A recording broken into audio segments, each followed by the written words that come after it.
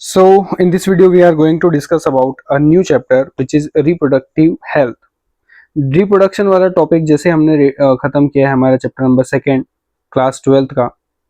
तो आपको कुछ चीज़ें ये भी जानना है कि आपके इसी सब्जेक्ट में रिप्रोडक्टिव हेल्थ से रिलेटेड भी इंफॉर्मेशन है जो आपकी एज वाले सभी बच्चों को पता होना चाहिए, इसीलिए ये वाला चैप्टर आपकी बुक में दे रखा है। तो ये एक बहुत बड़ी रिस्पॉन्सिबिलिटी है that we have to be aware about all the things. तो अवेयरनेस तो फैलनी चाहिए, इसलिए इस चैप्टर को एज अ अवेयरनेस के तौर में पे लेना ताकि आपको बहुत सारी चीज़ें क्लियर हो जाए।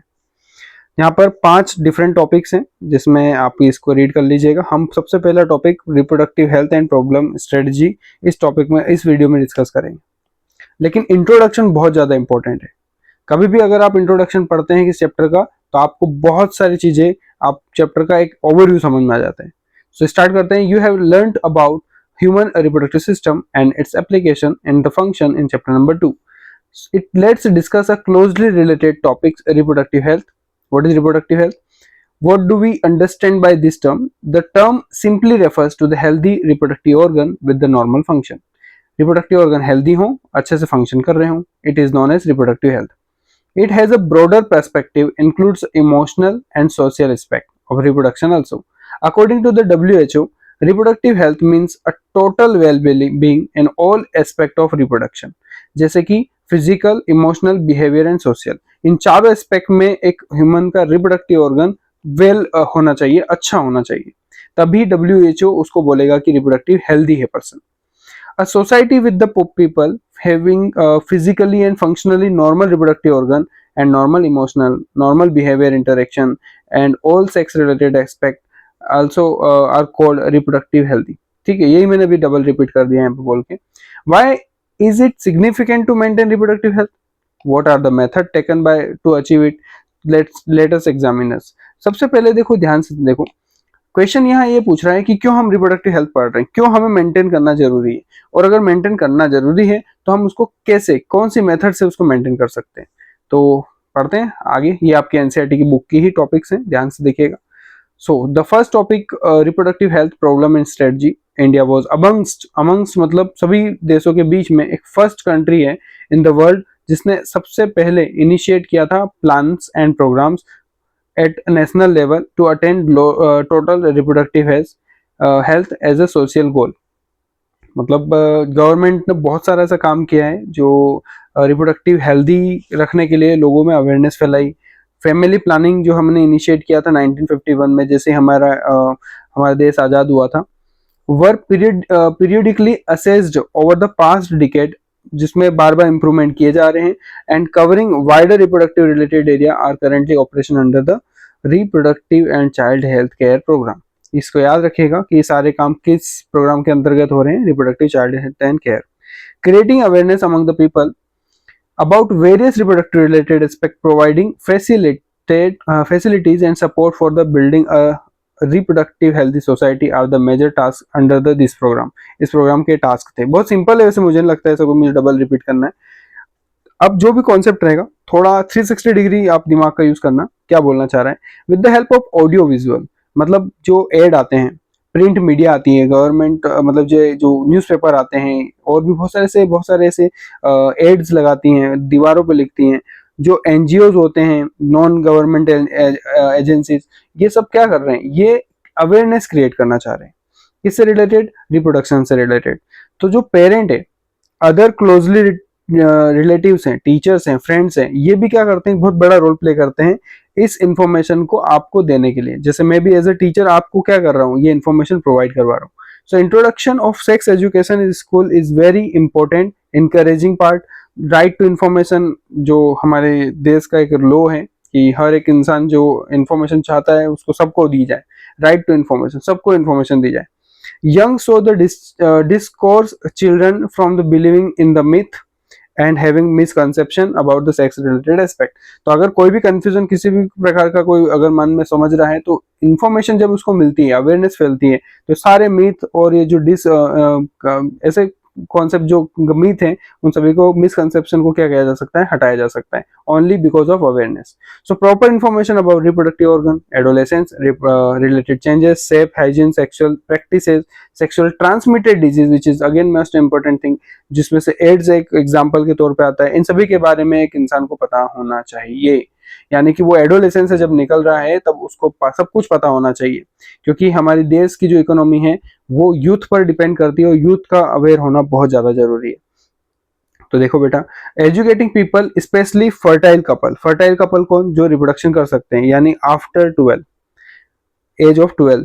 सो दोज इन मैरिजेबल एज, जो कौन सी एज है, 18 के बाद के. ठीक है. About the available birth control option, care pregnant mother, है ना, कैसे प्रेग्नेंट मदर की केयर की जा सकती है, पोस्ट नेटल केयर, बच्चा जन्म ले ले तो बच्चे केयर कैसे करना है, importance of the breast feeding, क्यों मिल्क फीड करवाया जाता है और सभी को इक्वल अपॉर्चुनिटी मिले, मेल और फीमेल चाइल्ड की, उसमें डिस्क्रिमिनेशन ना हो, would address the importance of bringing social conscious healthy families of desired size. तो ये सभी गोल हैं जो एक इंसान को इंसान बनाता है, हमारे देश में रहने लायक बनाता है. So awareness of the program due to the uncontrolled population growth, social evil like sex abuse, sex related crimes need to be created, enable people to think, take up a necessary step to prevent them, therefore building up a social responsibility and the healthy society. तो बेटा ये सारी important चीजें हमें पता है. हम आगे बढ़ते हैं. Successful implementation of various action plan to attain reproductive health required strong infrastructure facility, professional expertise and material support. ये हमारे गवर्नमेंट इस पे काम करती है, हमें भी पूरी तरीके से इसमें पार्टिसिपेट करना चाहिए ताकि हम इस नॉलेज को बढ़ाते जाए. तो अगर मैं आज आपको कुछ इन्फॉर्मेशन दे रहा हूँ तो उन लोगों को आप ये एजुकेशन दे जो कहीं ना कहीं इस चीज में लेक कर रहे हैं और कहीं ना कहीं वो कुछ आगे जाके गलत भी कर सकते हैं, तो आप उनको अवेयर करें. These are the essential to provide medical assistance care to people and reproductive related problem like pregnancy के बारे में information, delivery के, STD, abortion, contraceptive pills. contraception क्या होता है बेटा, जब reproduction होता है तो क्या होता है, उसमें फर्टिलाइजेशन होता है. फर्टिलाइजेशन होने से क्या होता है, जाइगोट बन जाता है और जाइगोट इम्प्लांटेशन होगा ब्लास्टोसिस्ट का और क्या हो जाएगा, प्रेगनेंसी हो जाएगी. तो अगर प्रेगनेंसी को रोकना है तो जो भी स्टेप्स लेते हैं उसको कॉन्ट्रासेप्शन के अंदर रखेंगे. अगर प्रेगनेंसी को रोकना है तो जो भी स्टेप्स ली जाती है उसको किसमें रखेंगे, कॉन्ट्रासेप्शन मेथड में. मेंस्ट्रुअल प्रॉब्लम क्या क्या हो सकती है, इनफर्टिलिटी कौन सा केस है जिसमें लोग अपना खुद का बेबी प्लान करना चाहते हैं लेकिन नहीं कर पा रहे हैं. So etcetera. Implementation better technique and new strategy for from time to time are also required to provide more efficient care assistant to people. यहाँ तक क्लियर है बहुत अच्छे तरीके से. कोई नॉर्मल इन्फॉर्मेशन, इंट्रोडक्शन सिर्फ आपसे ये चाहता है कि आपको इतनी चीजें पता हो कि हमारा जो चैप्टर का डायरेक्शन है वो किस तरफ जा रहा है. नाउ स्टेटरी बैन का मतलब हो गया कि इसको बैन कर दिया गया है, इस वाले कॉन्सेप्ट को, एमनियोसिंथेसिस को. क्यों किया गया है इसके बारे में बताऊंगा. What is amniocentesis. अभी आगे पढ़ते हैं. सेक्स डिटर्मिनेशन जो है वो एमनियोसिंथेसिस से किया जा रहा था, जो फीमेल फर्टिसाइड्स के लिए बहुत दिक्कत दे रहा था, क्योंकि जो भी फीमेल अगर उनको पता चल जाता कि बच्चा जो है वो बच्चा नहीं है, वो बच्ची है, तो उसको क्या कर दिया जाता है, मार दिया जाता था. क्योंकि ये बहुत पुअर कैटेगरी की जो सोच है उसको ही आगे बढ़ाई जा रही थी, इस वजह से इसको बैन कर दिया गया. In amniocentesis some of the amniotic fluid developing fetus is taken, analysis the fetal cell and dissolve substances. This procedure is used to test for the presence of certain genetic disorders such as Down syndrome, hemophilia, sickle cell anemia, determine the survival of the fetus. तो बेटा ये क्या बोलना चाह रहे हैं, अभी मैंने आपको बताया था कि यहाँ पर ये जैसे रिप्रोडक्टिव ऑर्गन है, ठीक है, फीमेल रिप्रोडक्टिव ऑर्गन, एक मैंने शॉर्ट में बना दिया. तो यहाँ पर जो बेबी की फॉर्मेशन होती है, ये रहा बेबी, ठीक है. इस बेबी के आसपास ये जो आपको खाली स्पेस दिख रही है, यहाँ पर एक फ्लूइड होता है जिसका नाम है एमनियोटिक फ्लूइड, ठीक है. एमनियोटिक फ्लूइड, कौन सा फ्लूइड होता है, एमनियोटिक फ्लूइड. और ये एमनियोटिक फ्लूइड जो होता है इसके अंदर वो सारी सेल्स होती हैं जो एक बच्चे के पास होती है सेल्स, वो सारी सेल मैच करती है. तो अगर हम बच्चे की सेल्स यहाँ से इंजेक्शन के थ्रू हम क्या कर सकते हैं, इस एमनियोटिक फ्लूइड को थोड़ा सा बाहर निकाल के उसको एग्जामिन कर सकते हैं. क्या कर सकते हैं, एग्जामिन. और एग्जामिन चेक करने का मेन उद्देश्य यह है कि हम बच्चे के बारे में जान सकें कि उस चाइल्ड को किसी प्रकार की प्रॉब्लम तो नहीं है, कोई जेनेटिक डिसऑर्डर तो नहीं है, कोई इन्फेक्शन तो नहीं है, कोई डिजीज तो नहीं है, और यहाँ तक कि साथ साथ में हमें उसका जेंडर पता चल जाता है. तो आज के टाइम मतलब एक टाइम ऐसा आ गया था कि एमनियोसिंथेसिस इतना कॉमन हो गया था और इसीलिए किया जाता था ताकि सेक्स का डिटर्मिनेशन हो सके. और जैसे उनको पता चलता था कि फीमेल फर्टिसाइड है तो उसको क्या अबॉर्ट कर दिया जाता था, अबॉर्शन करवा लेते थे. So this is not the right way.